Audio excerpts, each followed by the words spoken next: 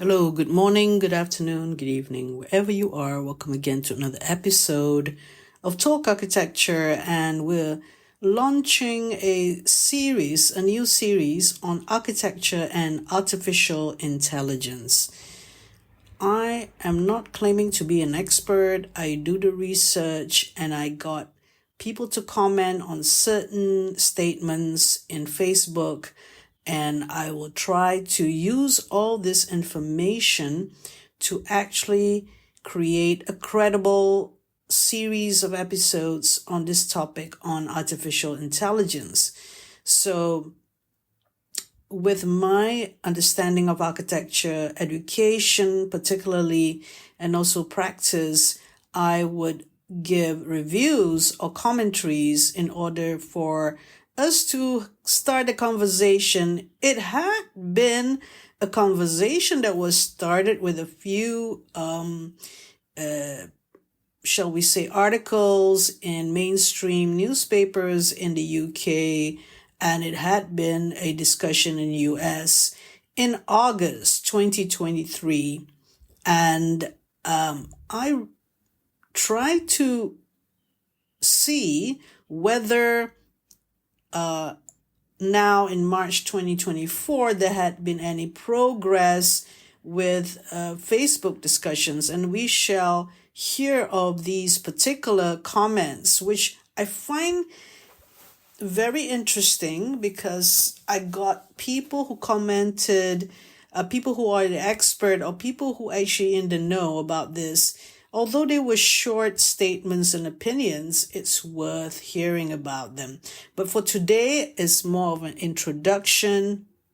And I'd like to read something that was obtained with one of the people who has been discussing. And this one is in August. This one was those discussion that started with Neil Leach, and in the YouTube as professor at Florida University. He gave a YouTube episodes on this, on artificial intelligence, worth to check it out.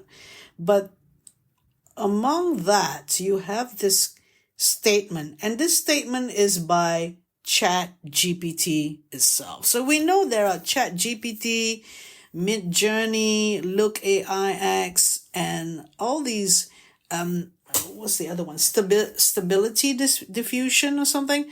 And there's another one, DALL-E. So these applications and softwares were the ones that are being used in the last year and being used in the design process, particularly at the ideation stage. I will go into that more, but ChatGPT being using a text prompt would come out with images. But here, this is just ChatGPT giving a statement. Yeah, this is artificial intelligence. This is not human being. But from what it can access in the internet and World Wide Web, it will come out with a statement. It will come out with some sort of research, as we all know it. We're kind of used to this by now, right? This is the quote by ChatGPT. Excuse me. With the emergence of AI-powered design tools and techniques, the need for traditional architectural education is rapidly diminishing. And it is not inconceivable that it may disappear entirely. As AI algorithms become more sophisticated and capable of performing complex tasks, they can automate the entire design process from conceptualization to construction. This means that architects may no longer need to spend years honing their craft through rigorous architecture education and training. As AI technology continues to advance, architects may become a relic of the past, replaced by intelligent machines that can design and build structures with greater efficiency and precision that humans ever could.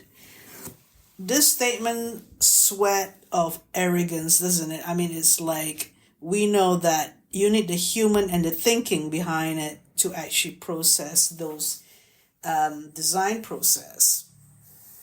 And it is something that could happen, yes, in the future, but not in the immediate future. And when architects could be obsolete, but a lot of resistance to this sort of thinking, or gloom and doom, as we say it, from a lot of people that commented on this issue recently. So they disagree with this. This is even the worst gloom and doom that is depicted by ChatGPT itself, right? It's an it. So, but they have been discussing and giving it due diligence or due sense of trying to make out what it is, giving it a chance, the discussion to between human beings, obviously, who are architect trained or practicing architects themselves and professors in schools. So they've given a chance to actually comment on a few things that are good as well with artificial intelligence. And but this one is like a statement that is from a prompt. So how it is that this statement could come from some of the information is in the internet, which it pulled together and create this statement as if it comes from a prophetic idea that this is going to happen, that this is what is going to be for the or architect's profession in the future. So when we read it, it's like a fiction, or it's like, who is this? What is this? You know, how can you be so sure that this will be happening? Because as we know it from a lot of the comments given from the research, there is the point that says about the value of architecture thinking. That is the one that is not going to be done by AI. That there is context, there is people, and that you can't really put a generative or a statement or some something that is factual out there with regard to how artificial intelligence is going to take over traditional architectural education. And a lot of it has to do, in this particular statement, is about architectural education, but it also implies architecture practice. Sorry, in a lot of what we're thinking about architectural education is not what it seems, meaning that in architecture education, you need the input of the professor or the teaching staff. But the professor who commented said that she believed that yes, she uses AI to help with the teaching and the learning experience of students of architecture. But yes, some schools of architecture who does not actually deal with this AI and integrate it into their curriculum or their education system will or may fold in the future.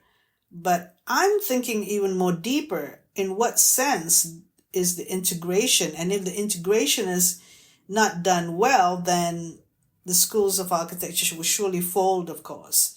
So this is my interest in this as we go along with the series during for this title of architecture and artificial intelligence that we're going to do for a few series. And that is my intent is on architecture education being the main thing that I'll go deeper, but I will also touch on the others as well and practice. So thank you for listening, and that's all for today. It's a short 10-minute introduction, and I hope you will enjoy the series and the discussion that will be made available to you on this podcast. Take care.